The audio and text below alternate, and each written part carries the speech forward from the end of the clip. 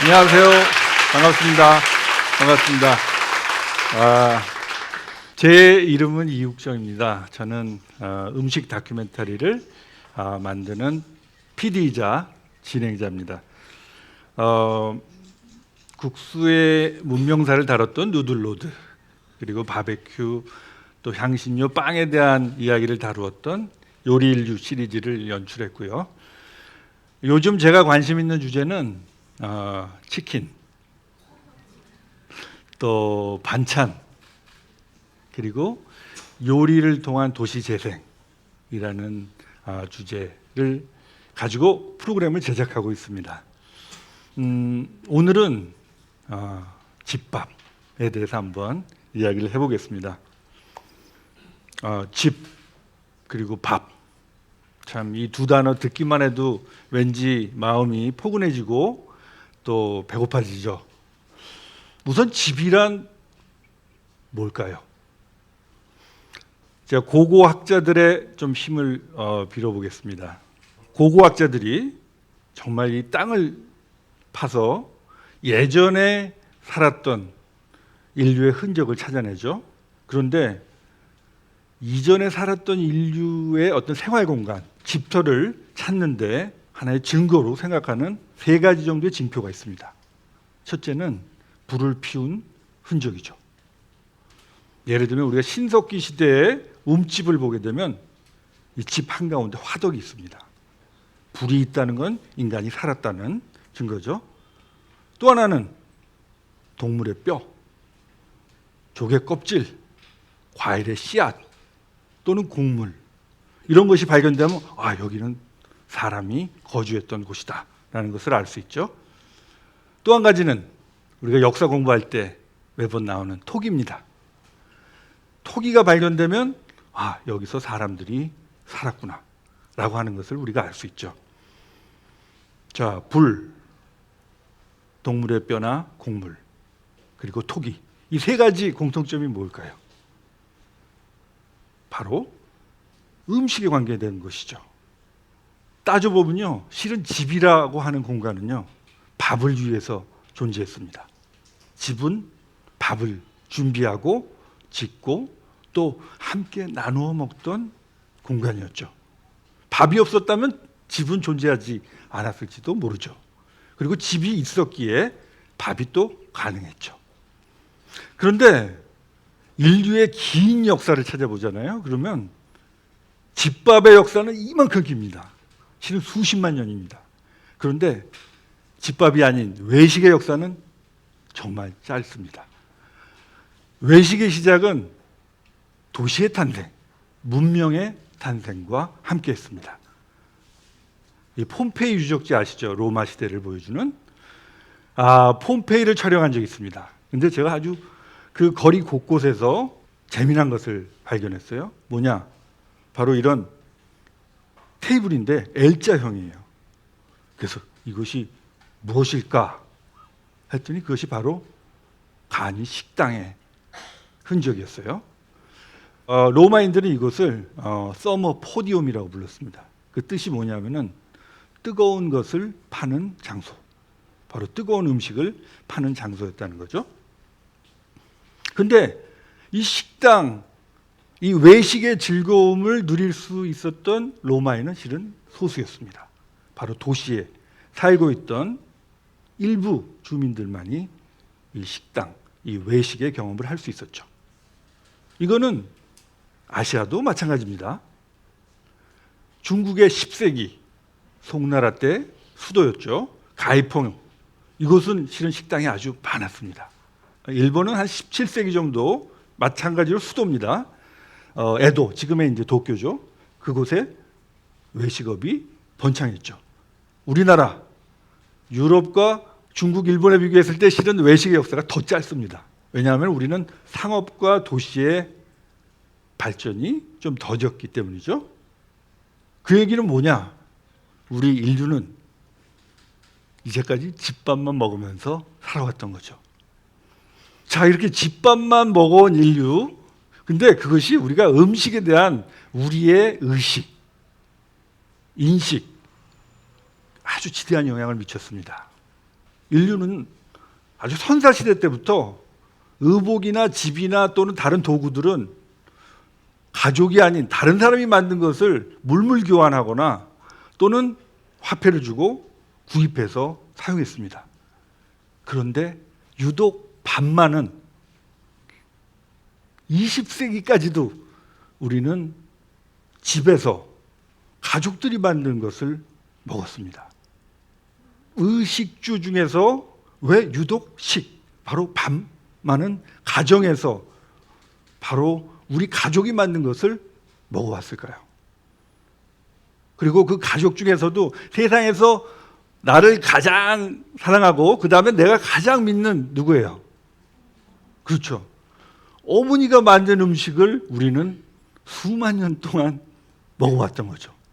집밥은 바로 어머니가 만들어준 음식이었다는 거죠. 이렇게 우리의 의식과 식탁을 지배해온 그 한가운데 있는 집밥이 오늘날 사라지고 있습니다. 자, 수많은 통계들이 집에서 밥을 먹는 빈도는 급속도로 줄어들고 있고, 반면에 밖에서 밥을 먹거나 또는 집이 아닌 다른 곳에서 만든 음식을 가져와서 먹는 외식이 급증하고 있음을 보여줍니다. 그리고 또 한 가지, 집에서 밥을 먹더라도 이제는 함께 먹지 않습니다. 이제는 각기 따로 먹습니다. 자, 이건 놀라운 변화입니다. 긴 인류의 역사에서 우리는 한 번도 이런 경험을 한 적이 없습니다. 이른바 혼밥의 시대가 도래한 거죠. 얼마 전에 한 그 유명한 해외 음식 블로거를 만난 적이 있어요. 근데 이분이, 야, 너네 인터넷 방송에 굉장히 재미난 게 있다 그러면서 막 영어 스페링을 적어서 보여주는 거예요. MUKBANG 먹방. 굉장히 이분 눈에는 신기했던 거예요, 그게. 근데 해외 언론들 찾아보니까 그 사람만 그랬던 것이 아닙니다. 영국의 이코노미스트라는 잡지, 아주 유명한 잡지죠. 먹방을 아주 한국의 독특한 현상으로 크게 소개하면서 그 배경을 장기적인 불황으로 한국인의 불안감이 증가했기 때문이다. 이런 해석을 내놨어요. 그런가? 그리고서 저는 그 인기 먹방들을 이제 좀 찾아봤습니다. 근데 좀 저는 다른 분석이 가능할 것 같았어요. 진짜 인기 있는 먹방들은요, 실은요, 그 성공의 비밀이 뭐냐? 막 뭐 엽기적으로 매운 떡볶이 때문에 그걸 보는 게 아니라 실은 마치 그 사람과 같은 방에 앉아서 얘기를 나누면서 밥을 먹는 바로 그런 소통의 경험 때문에 먹방을 보는 거죠. 식욕이라고 하는 욕망, 실은요 참 재밌습니다. 우리가 여러 가지 욕망이 있죠. 근데 예를 들면 침실에서 또는 화장실에서 해소하는, 충족하는 욕망이 있죠. 하지만 이거는 인터넷 생중계 안 됩니다. 물론 법적으로 불가능하기도 하죠. 하지만 근본적으로는 그 욕망은 부끄러운 것, 남한테 보이지 않는 아주 사적인 것이기 때문이죠. 반면에 식욕은요, 함께 했을 때 제대로 충족되는 욕망입니다. 어쩌다 우리 집에서 혼자 밥 먹을 때 있죠. 또는 혼자 술 먹을 때 있죠. 벽만 쳐다보고 밥 먹는 분 계세요? 아니죠. 주로 뭐예요? 그렇죠. TV 보거나 또는 스마트폰, 먹방 보면서 밥 먹기도 하죠. 자, 근데 저는 그거를 어떻게 보고 싶었냐? 야, 사람은 밥 먹으면서 소통하고 싶은 거야. 혼자 벽 보면서는 인간은 밥을 먹을 수가 없어요. TV를 보거나 스마트폰 먹방을 보면서 실은 함께 하고 싶은 거야. 저는 그것이 먹방이 가지고 있는 본질이다라는 생각을 했습니다. 왜냐? 인류는 지난 수십만 년 동안 밥을 절대 혼자 먹은 적이 없기 때문이죠. 그런데 우리는 지금 굉장히 특별한 상황에 놓여져 있는 거죠. 우리가 밥을 먹었던 원초적 경험을 한번 떠올려 보세요. 실은 그것은 수십만 년 전의 경험이 아닙니다. 바로 십수년 전에도 있었던, 가족들은 모여서 밥을 먹었습니다. 그런데 그 원초적인 어떤 소속감, 정서적 안정감을 줬던 그 시간이 사라진다면 사람의 마음에 어떤 일이 벌어질까요? 캐나다의 맥길 대학교에서 한 연구를 했습니다. 2만 6천 명이나 되는 청소년들, 11세에서 한 15세 되는 청소년들 대상으로 조사를 했어요. 가족들과 밥을 얼마나 자주 먹나, 그리고 그 학생의 심리적인 상태를, 그 연관성을 조사를 했어요. 그런데 결과가 아주 놀라웠어요. 가족과 모여서 식사하는 빈도가 많은 학생들은 정서적으로 안정돼 있었어요. 그리고 사회성이 높았어요. 반면에 가족과 밥을 같이 먹지 않는 이런 학생들은 심리적인 문제가 많았습니다. 그것은 소득과도 관계없었고 연령과도 관계없었습니다.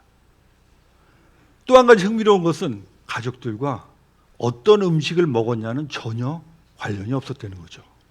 함께 밥을 먹는 경험은 실은 인간 마음에 큰 영향을 미칩니다.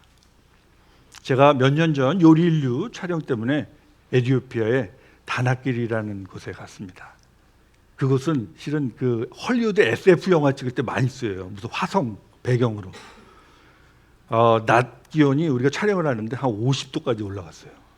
정말 인간이 살기 어려운 곳이죠. 근데 바로 그곳에서 인간의 생존에 가장 필수적인 것이 나옵니다. 뭐예요? 소금. 소금이 있어요. 척박한 이곳에서 소금을 캐는 두 부족이 있습니다. 티그리족, 아파르라는 두 부족이 있는데 그냥 우리 눈에 보면요 전혀 구분이 안 가요. 이 사람이 티그리족인지 아파르족인지. 근데 그 사람들은 딱 보면 알아요. 특히 점심시간이 되면 딱 알아요. 먹는 모양의 빵이 달라요. 예를 들면 기독교 계통의 이제 티그리족은 암바사라고 이렇게 부풀어 오른 둥그런 빵을 먹습니다. 이슬람 계통의 아파르족은요 고구라는 빵을 먹는데 그 빵을 만드는 방법이 굉장히 특이합니다. 뜨거운 돌을 반죽으로 싸가지고서 제 위에 올려놓고 익힙니다. 그래서 안은 텅 비어 있어요. 굉장히 개성 있는 빵이에요. 근데 그렇게 이웃해서 수백 년 살았으면 다른 부족 빵도 한번 먹어볼 만 하잖아요. 근데 이 사람들 아주 고집스럽게 자기들 빵만 먹습니다. 왜냐? 이 부족들한테는 빵은 단순한 음식이 아니에요. 내가 누구인지, 우리 부족이 누구인지를 보여주는 문화적인 표상이라는 거죠. 실은 사람은요, 밥을 통해서 육체적 생존에 필요한 영양분만 얻는 것이 아닙니다. 사람은 밥을 함께 나누면서 내가 누구인지, 그리고 이 밥을 함께 나누는 우리가 누구인지를 확인합니다. 미국의 오바마 대통령 있죠. 저녁 6시 반이 되면 만사 제치고 꼭 하는 일이 있었어요. 뭐냐? 가족과의 식사였습니다. 보좌관들한테 당부를 했다 그래요. 국가 비상사태가 일어나기 전에는 이 시간은 방해하지 말아달라. 오바마 대통령이 나중에 회고를 했습니다. 그 집밥의 시간이 있었기에 나는 대통령이 아닌 아버지와 남편으로서의 역할을 다할 수 있었다. 그리고 대통령직이 자기에게 주었던 그 많은 스트레스를 견뎌낼 수 있었다. 집밥의 미래는 어떤 모습일까요? 이제까지 있어온 개념의 집밥은 사라질 겁니다. 미래의 집밥은 더 이상 어머니가 만들지 않을 겁니다. 미래의 집밥은 전문가들과 식품 기업이 만들 겁니다. 좀 슬프죠? 자, 그럼 집에서 주방은 사라질까요? 아니요. 저는 반대라고 생각합니다. 매일의 끼니를 준비하는 가사노동은 사라질 겁니다. 반면에 요리가 놀이가 되는 시대가 올 겁니다. 그리고 바로 집의 주방은 놀이터가 될 겁니다. 집에서 먹는 매일의 식사는 최대한 간편하게 우리는 먹고자 하겠지만 주말에 또는 특별한 시기에 집에서 먹는 식사는 하나의 작은 축제로 만들지도 모르죠. 세상에 이제 여러 가지 신기한 음식들을 이제 체험하고 나니까 주변에서 이제 물어볼 때가 많아요.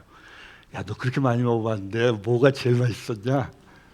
지금 아주 많이 봤습니다. 근데 저는 솔직히 이런 얘기 합니다. 세상에서 제일 맛있는 음식은 내가 사랑하고 아끼는 사람들이랑 집에서 먹는 밥이 제일 맛있더라. 집밥의 진정한 가치는 음식의 맛이 아니라고 생각합니다. 그것이 유기농이냐 아니냐도 별로 중요하지 않습니다. 심지어는 그것이 직접 만든 것이냐 또는 간편식이냐 이것도 덜 중요합니다. 더 중요한 것은 함께 나누는 경험입니다. 그것이 제가 믿는 집밥의 진정한 가치이자 기쁨입니다. 감사합니다.